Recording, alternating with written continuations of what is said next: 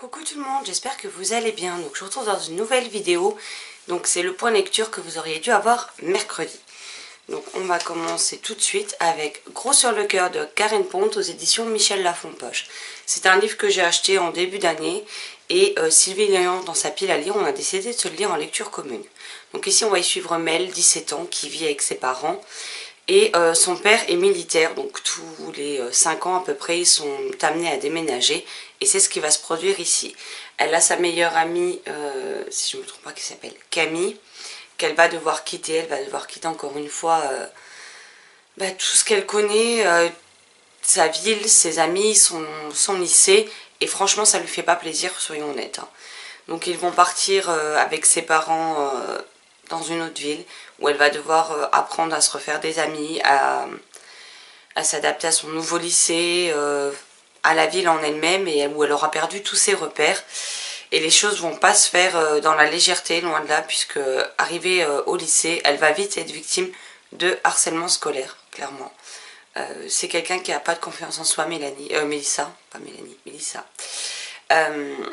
Qui se trouve moche, qui se trouve grosse, et le regard des autres lycéens malheureusement ne va faire que affecter encore plus ce qu'elle pense d'elle et l'entraîner dans une spirale assez infernale. De plus, son professeur d'allemand est un professeur qui ne trouvera rien de mieux à faire que de la séduire, et malheureusement elle tombera dans le panneau. Voilà à peu près pour le résumé ce que je peux vous en dire. C'est un livre que j'ai beaucoup aimé. J'ai aimé la façon dont Karen Ponte a traité le harcèlement scolaire, le fait qu'elle donne des informations à la fin de ce livre. J'ai aussi aimé la préface faite par Marie Bareil. Voilà, vous avez un peu plus d'une page faite donc par Marie Bareil, qui est très pertinente.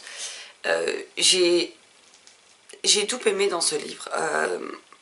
Les lycéens vont vraiment faire des choses et dire des choses qui... je me suis dit, mais c'est pas possible d'être aussi bête, c'est pas possible d'être aussi méchant. Et en fait, si. Quand on avance dans la lecture, il y a forcément des souvenirs qui rejaillissent, des souvenirs auxquels on ne pense plus depuis des années. Enfin, en tout cas, ça a été mon cas, qui ont ressurgi. Et je me suis dit, mais en fait, si, les gens ont toujours été comme ça.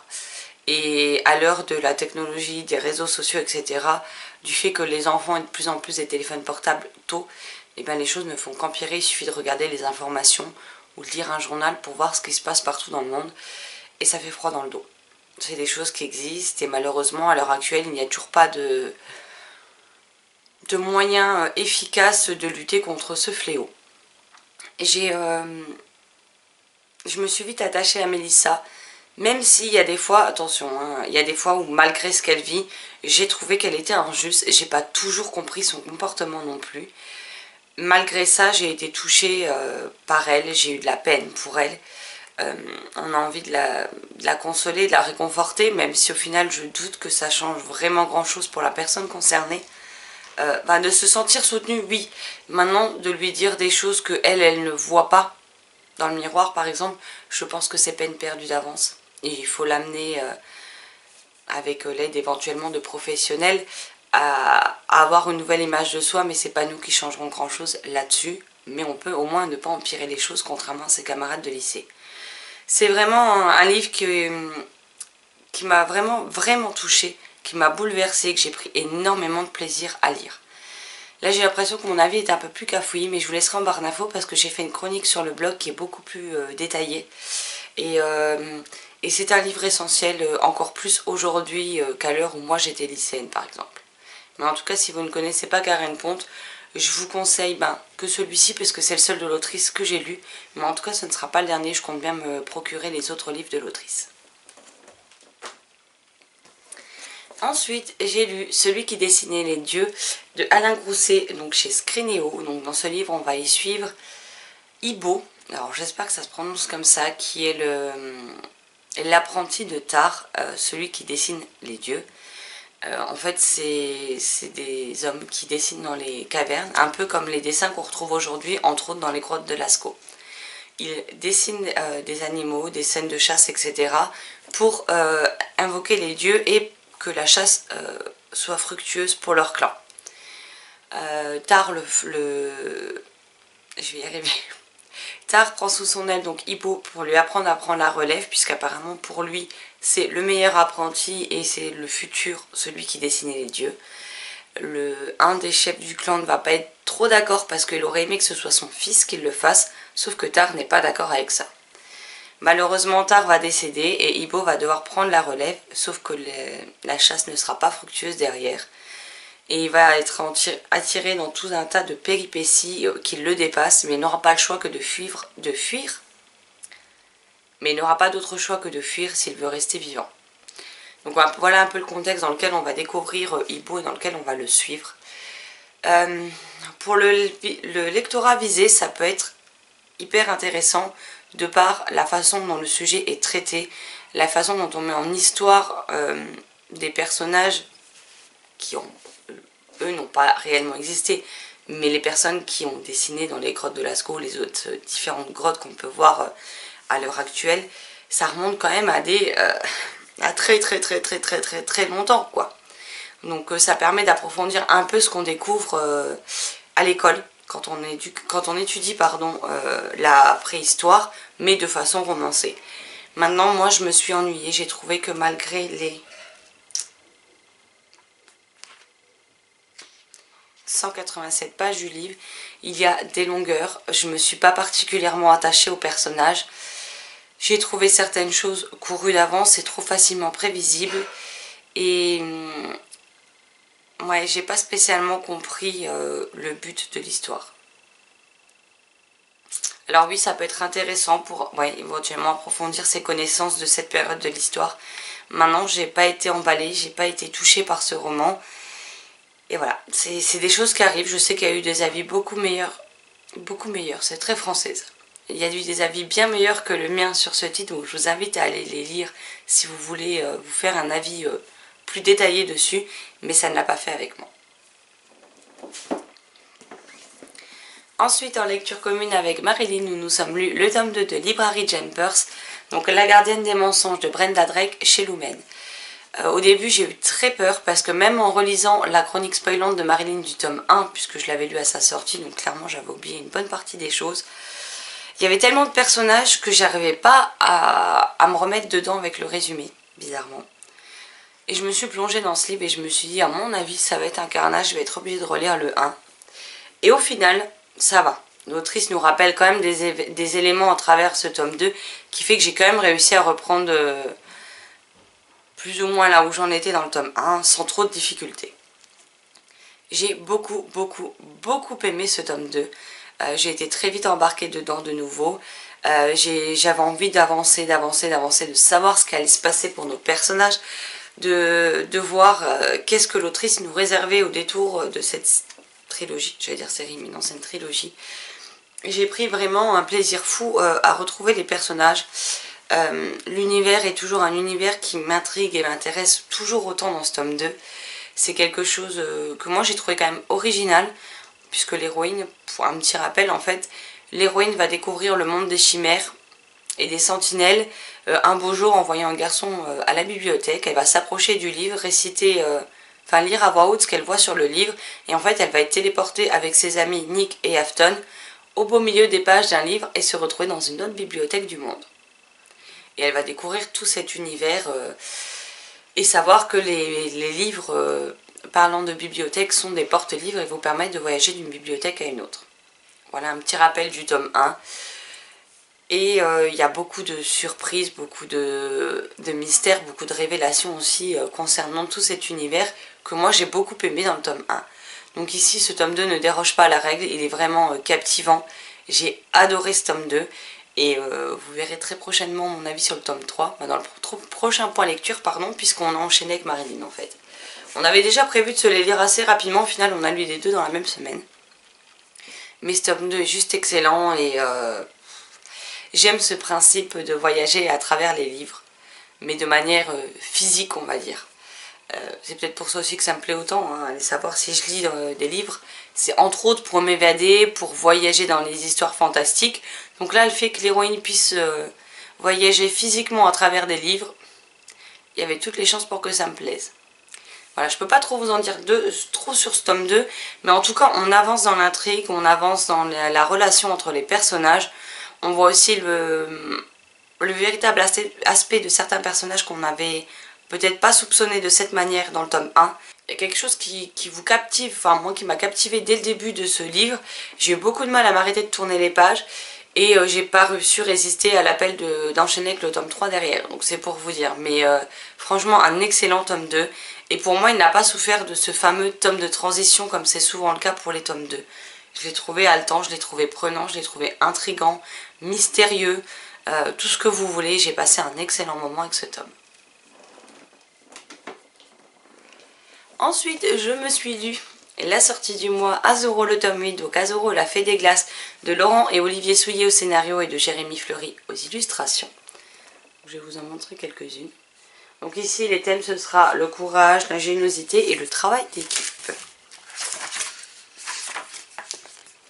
Donc ici, on va suivre nos 3 dragonos. Donc on a Azoro, Auria et Vermillon. J'ai du mal encore à me souvenir des prénoms des autres. Et en fait, ils vont se retrouver avec des dragons, des créatures qui vont se retrouver gelées à cause de la fée des glaces.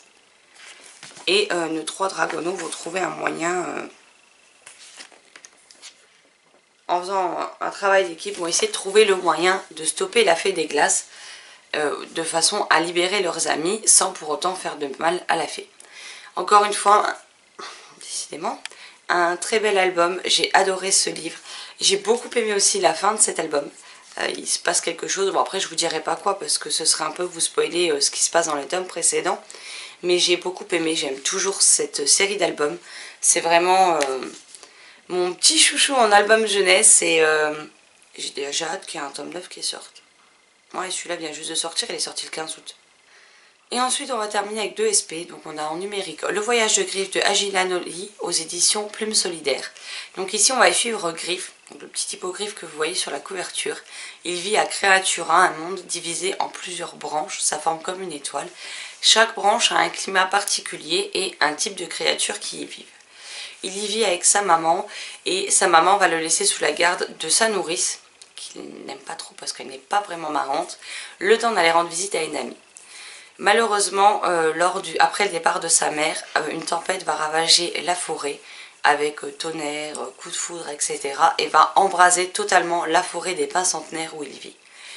Et on va le retrouver donc dans sa quête, puisqu'il va être séparé de sa nourrice, dans la quête de sortir de cette forêt et retrouver sa maman. C'est un jeune hippogriffe qui peut encore pas voler bien haut, il ne peut pas trop voler non plus, il peut voler mais assez bas et sur des distances assez courtes puisque ses ailes ne sont pas encore suffisamment développées pour le porter dans les airs comme on pourrait l'espérer.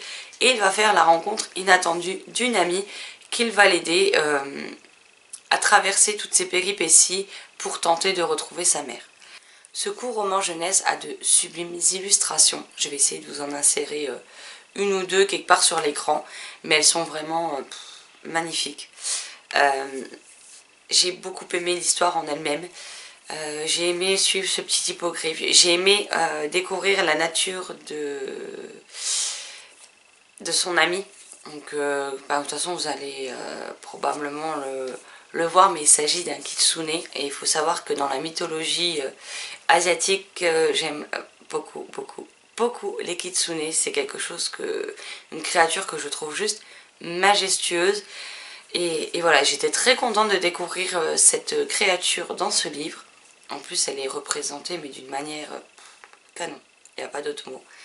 J'ai tout aimé. C'est une histoire mignonne. C'est une histoire qui aborde certaines thématiques quand même importantes. Comme par exemple, ce qu'on peut entendre sur telle ou telle personne. Et le fait qu'il ne faut pas toujours s'y fier parce que c'est souvent pas la vérité ce qu'on entend. Qu'il n'y a rien de mieux que de se faire son propre avis soi-même. Dans les 3/4 des cas. Que les gens peuvent nous réserver de belles surprises. Il y a aussi toute la partie de se lier d'amitié, de travailler en équipe. Que c'est pas parce que la personne peut vous paraître impressionnante ou terrifiante qu'elle l'est vraiment. Enfin voilà, on tourne autour de ces thématiques-là. J'ai beaucoup aimé. C'était un roman à partir de 6 ans. Il est assez court, à tout petit prix. Et je ne peux que vous recommander de le découvrir. Si je ne me trompe pas, j'ai préparé une chronique écrite qui sera postée demain, puisque c'est demain qu'il sort. Donc voilà, je vous invite fortement à aller découvrir ce court roman jeunesse qui était juste parfait et qui m'a fait voyager et rêver dans ce monde de Créatura. Vu qu'on apprend qu'il y a plusieurs branches, j'espère bien qu'il y aura d'autres tomes qui se passent à Créatura avec d'autres créatures dans le même univers. Voilà. Ensuite, avec 3 copines, on a lu Grim Lovelace de Megan Schaeffer chez Castlemore, que j'ai lu en lecture commune avec Marilyn du blog Summary Books, Manon de la chaîne et du blog Vibration Littéraire et Rosie sur Instagram. Donc on a commencé ce livre, on l'avait divisé en 4 parties pour que tout le monde arrive à suivre un petit peu. Sachant que ça se lit vite, les chapitres sont assez courts mais c'est écrit plutôt petit pour du Castlemore. Donc ici on va y suivre Anouk. Anouk, elle vit avec la Mada Vitora dans un Paris actuel, plein de technologie. Je sais même pas comment vous résumer cet univers. Disons que Anouk à la base était une créature, c'était un animal. La Mada Vitora pratique la magie et a transformé elle et d'autres animaux en humains. Donc la dernière à avoir été transformée est Anouk qui a 1 an d'existence humaine, on va dire. Il y a aussi Beau, il y a Luc, il y a Cricket et il y a Hunter Black. Je crois que c'est ça son nom. Ça doit être quelque chose comme ça, Hunter Black. Et malheureusement, la Mada Vitora va mourir et le sortilège, les maintenant en tant qu'humain, va disparaître sous les 3 jours après son décès s'il ne trouve pas une autre magicienne capable de prolonger le sortilège. Ils vont donc partir en quête de ce sortilège, de cette personne, afin de rester humains. Mais aussi, ils vont être accusés du meurtre de la Mada Vitora. C'est un univers très atypique où la technologie brouille la magie, entre autres. Je dois dire que l'univers est peut-être même trop atypique pour moi. Je sais pas comment en parler, c'est une catastrophe. En fait, j'ai pas réussi à rentrer dans cet univers comme je l'aurais espéré. Je me suis dit ça se passe à Paris donc ça va peut-être me faciliter les choses et en fait non. Je n'arrive pas à visualiser l'univers. Je n'arrive pas non plus à être captivée par lui. Je n'arrive pas non plus à être captivée par celui-ci. Je pense que pour le coup je voulais quelque chose d'original et ça l'est. Attention, hein, ça l'est, c'est très atypique, très original. Mais pour le coup, sans doute un peu trop pour moi, malheureusement. J'ai pas réussi à adhérer à l'univers, je me suis pas particulièrement attachée aux personnages. Leur comportement, même si avant c'était des animaux, j'en ai bien conscience. Parfois je comprends pas leur réaction. Il n'y a rien qui fait que j'arrive à m'attacher à eux. J'ai pas trouvé malheureusement... J'aime pas dire ça, mais j'ai pas trouvé un intérêt dans ce livre. Alors attention, les filles qui le lisent avec moi, surtout Marilyn aime beaucoup. Manon a l'air de beaucoup aimer aussi. Rosie aimait beaucoup, mais elle trouve que ça s'essouffle un petit peu à la moitié. Il y a également Charlotte. Alors du compte Instagram, j'ai pris mon téléphone pour être sûre de ne pas me louper, donc je vous le montre. C'est Mémoire 7, roman ado. Je vous laisserai son compte en barre d'infos. Mais Charlotte a eu un énorme coup de cœur pour ce livre, elle vient d'en parler tout récemment sur son fil d'actu et dans ses stories. Mais avec moi malheureusement ça ne l'a pas fait, je voulais l'originalité, ça me dérange pas que ce soit atypique. Mais là j'étais complètement perdue et comme je vous dis je me suis pas attachée au personnage et déjà à partir du moment où je m'y attache pas, une lecture peut vite devenir compliquée pour moi, que le livre fasse 150 pages ou 400, 600. J'ai besoin de m'attacher au personnage si je veux pouvoir... suivre l'histoire avec intérêt et là ça n'a pas été le cas malheureusement. Voilà, c'est des choses qui arrivent malheureusement. En tout cas l'ouvrage, livre est juste, mais alors canonissime. Le travail éditorial fait par Castlemore est juste canon. Je vous montre quand même à quoi ressemble le livre. Voilà. Donc moi je me suis arrêtée à peu près à la moitié, donc je ne sais pas du tout si ça se trouve la fin est exceptionnelle. On la voit pas venir, etc. Mais du coup, je pourrais pas vous en dire plus. Moi, je me suis arrêtée à la moitié. C'est dommage, mais c'est comme ça.